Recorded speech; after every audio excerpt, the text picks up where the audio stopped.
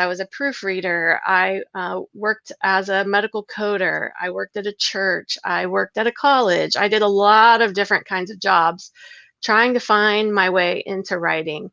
But interestingly, I never called myself a writer. So, all the way up until this time when I'm painstakingly trying to find my way as a writer, even when I was paid to be what I was called a staff writer, I was literally called a writer according to my employment contract for the newspaper, never considered myself a writer.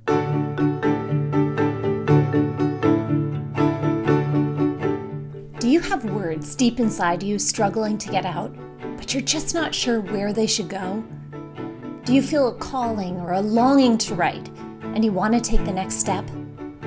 Do you need to keep your day job, but fear doing so will keep you from being a real writer? If so, I'm so glad you're here. You've landed in the right place.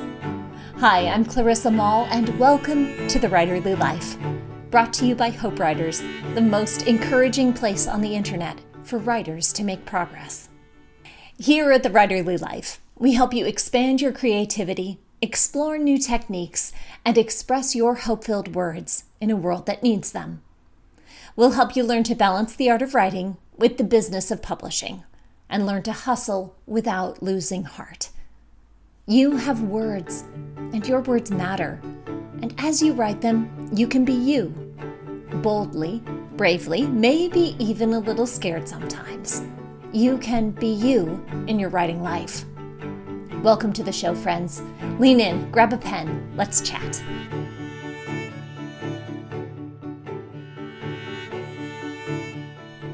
If you've dreamed of being a writer, you've probably dreamed of writing a book. As you scrub the floor or do the laundry, lead that meeting or commute to your day job, you envision your book on the shelves of your favorite bookstore or in the hands of an enthusiastic reader. But writing a book is a really big goal. Books don't come into being in a fit of inspiration. They're born of daily, disciplined practice. Habits that each of us can learn as we start small and let progress, not perfection, be our goal. This episode is all about re-envisioning the writing life, asking ourselves questions like, what makes a writer? And do I actually want to write a book? And being honest enough to step forward and answer them truthfully. Whether you're like Charity Singleton Craig and a working writer who just can't quite live into that title, or you're wondering if you want to do something other than write books, you'll find encouragement in our episode today. You'll learn, thankfully, that book writing isn't the only way to be a writer. Lean in as Charity tells us more in this recent Hope Writers Tuesday teaching with author and co-founder Emily P Freeman. People knew that I liked to write and had a gift at writing, so I started writing for nonprofit organizations, starting writing newsletters, just as a volunteer. I started writing blog posts for my church. I did eventually find my way into some magazine writing for a publication that's now no longer in print, but it was called Discipleship Journal. It was part of the Navigators Ministry years ago. I wrote several articles for them. I still was not calling myself a writer, however. I was writing and writing and writing, but I was not calling myself a writer. I would tell people that I liked to write, that I did a little writing, that that I hope to be a writer, but I always would tell people what I did for my job. That was kind of, that was the thing that defined me.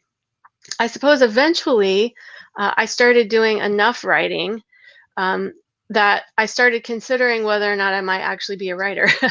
And interestingly, it became when I remember exactly the first time I told someone I was a writer, and I was in a small group of people and we were admiring some visual art on the wall, something that one of the gentlemen had painted. And I was making comments about the painting as if I knew about painting, and because I like painting.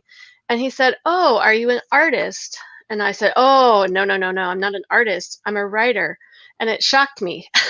It shocked me that suddenly I was a writer. And even at that point, I was still only doing some freelance writing, but I had a blog. I was working in editorial, starting to work in editorial for another nonprofit organization. I had been doing a lot of writing for a lot of years, but for some reason just never had called myself a writer until then. So what did you call yourself? all those Um, years? I usually called myself whatever job I happened to be doing, and then I would say, and I write on the side. I just sort of described it as sort of a hobby that I Sure. did. Yeah. And, I also painted on the side, like, like that artist suggested. I think it was whenever I realized that I felt differently about writing than I did about painting, and that maybe it was something that I could claim as part of my identity. I started as a full-time writer in 2014, so it's been 6 years since I've been, just full-time on my own. And boy, has it looked like a lot of weird, strange things. And it's sort of interesting when people ask me what I do and I say I'm a writer, I see this sort of glimmer in their eye, like, oh my goodness, you're a writer. And Right. everyone always wants to know if I write what they read. Like, Oh, oh, do you yeah. write So, novels? Or, yeah, oh, right. So what's in it for me? Tell me what you that's write for right. me. Yeah, That's right. so true. But what I now say to people, because invariably I do not write, romance novels, or I don't write mysteries, or I don't write for their favorite magazine or whatever. Um, what I've started to say is everywhere that there are words in the world, someone has had to write them. And I'm a person that writes a lot of words that you see all over the place. So I write for companies, I write blog posts and newsletters and tweets and things like that. But I also write magazine articles, and I have written books, and I just pretty much anywhere where there's words, someone like me is in the background writing. And that's the kind of writing I do, any kind of writing. I've also, strangely enough, even received a writing grant a couple of times through our state parks department and the Arts Commission for our state. So I have actually presented writing workshops and actually written about state parks through some grant proposals that I pitched. And um, really just a lot of different kinds of writing. And so I don't know if that's in the weeds enough, but I have really done almost any kind of writing you can imagine. I haven't published all the kinds of writing that I've done, Yeah. but I even just this in the last month took on my first ghostwriting project, which I'm really excited about. You have dipped your toe in pretty much every area of writing that we ever dare to talk about in Hope Writers. And I want to back up for a second and just pull out 3 C's of something that you said, that three Okay. C's that you just taught us that happened before you ever quit your day job. And that was number 1, connection was key. That you Mm-hmm. met other writers and you started rubbing shoulders. There is something to be said for the people we hang around start to Yes. serve as mirrors for us. And Mm, when you hang around with other writers, like y'all are doing in Hope Writers, that's you right. begin to see yourself in them, and they can help you to be the second C that you mentioned, which was consistency. That you Yes. kept on doing it, that you Yes. did it in your day job, you did it on as a hobby, and you didn't stop, which That's is right. so key. And the third thing, speaking of rubbing shoulders with those other community members as writers, was the courage and the confidence to raise Mm, your hand and say, hey, I can do that. And yes. just because, like you mentioned, I see Ann Croker has highlighted it, which was in the comments. Thanks, Ann, for taking wonderful notes in the comments for us. That's right. But the idea of wherever there are words in the world, someone had to write them. Mm, And every company needs writers. And so I think we have this, and I talk about this a lot. A lot of times you join a membership like Hope Writers because you want to write a book. Let's just say it. Everybody wants to be writing books, and that is a wonderful goal to have. But it is not the only goal of a writer. And that even when you mm, write books, that's like, you can only write so many books in your lifetime, but mm. there are so many other ways that you can write your words and share them, either in between books or instead of a book. It could be that long Mm. form writing is not your gig. And so that's one reason why I'm so happy to have you here, Charity, because you are such a great example of someone who, yes, you have written books, but you're doing all this other stuff. Did you have your pen out for that? I love how Charity's development of her craft strengthened her belief in her identity as a writer. And as she grew more confident in her identity, she bravely stepped out to connect with others, query her ideas, and send her words out into the world. As writers, working in the internet age, we have the unique opportunity to publish our work on any number of platforms. From social media to blogs to webinars, ebooks, and self-publishing sites, we have the power of choice at our fingertips. Well, these publishing opportunities offer great flexibility, but they also come with the challenge of discerning the best platform for our words. Another of our Hope Writers Tuesday teachers, author and teacher Beth Moore, shared the steps she takes to determine how and when to publish her work. I think you might find these 3 tips helpful too, as you step into your identity as a writer and discern where your words best belong. Number 1, start small on social media. Choose the social media platform you like best and test your ideas there first. If you feel satisfied after sharing an idea on social media and it no longer occupies your thoughts, there's no need to pursue it any further. After posting on social media, you may find that the conversation it creates with readers may spark even further thought. If you continue to feel compelled to discuss the idea, then it's time to consider another approach to your work. Number 2, write a short piece. Your next step may include writing a blog post or an article. If you're a writer and a speaker, you could prepare a talk about your topic. If you continue to feel passionate about your idea, pursue more writing opportunities where you can flesh out your thoughts further. Ask yourself the following questions as you pursue a larger body of work. What resonates with readers? How can I further develop my topic to serve them? Does my writing on this topic generate even more ideas and spark further work? Number 3, follow your passion to write your book.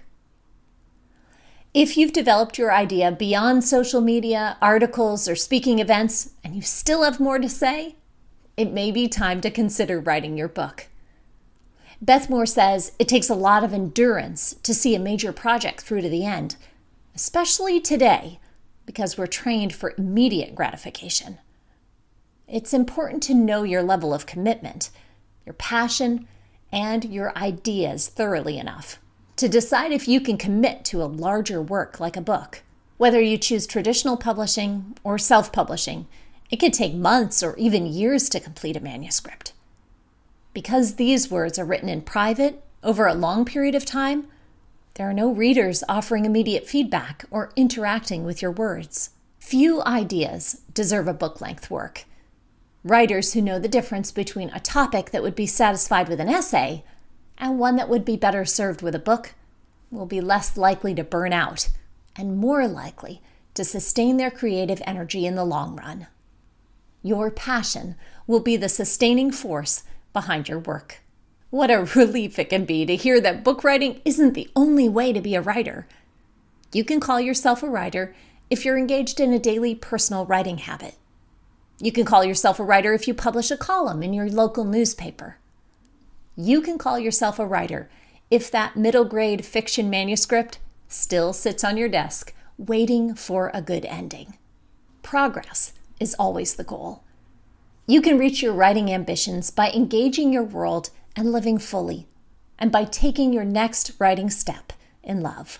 I want people to know that I make probably 3/4 of my living from doing corporate writing. So I don't ever want to mislead people when I say I'm a full-time writer if they have visions of me, perched over my laptop writing about birds and hummingbirds or about, I don't know, whatever you might think of as someone writing. I want to be really honest about that. But I will say that because I spend a lot of time writing every day, even if it's about Medicare policy or whatever, I've become a better researcher, which is also a key part of essay writing. I've become a better organizer of my thoughts, which is also a key part of essay writing. Nothing's wasted when I write. Yes. And so I feel, some days do I wish I could spend every minute writing about other things? Maybe, because I think I would run out of things to write about if all I did was sit and write. Like, there has to be a part of my life that I go out and do things, and there has to be a part of my life where I'm learning things and experiencing people and engaging in the bigger world. If this episode was helpful to you, just imagine how helpful the entire hour-long interview with Charity Singleton Craig would be. Each week, Hope Writers members have access to a new 1-hour Tuesday teaching with an agent, publisher, social media strategist, or author like Charity Singleton Craig. Hope Writers helps you make progress in your writing life, whether you're writing blogs, articles, social media, or in a book. If you want to be serious about your words and your reader, we're here for you. For writing tips and encouragement, find us on Instagram at Hope Writers or at our public Facebook page, Hope Writers Community. Last, a final word from the great poet Maya Angelou. There is no greater agony than bearing an untold story inside you. You have stories inside of you, waiting to be told, waiting to find words on the page. Regardless of how long it takes or what form it takes, your dedication to your writing task is what makes you a writer, whether or not you ever write a book. The world needs your hope-filled words.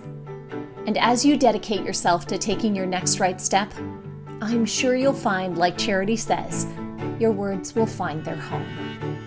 Thanks for listening, writer friend.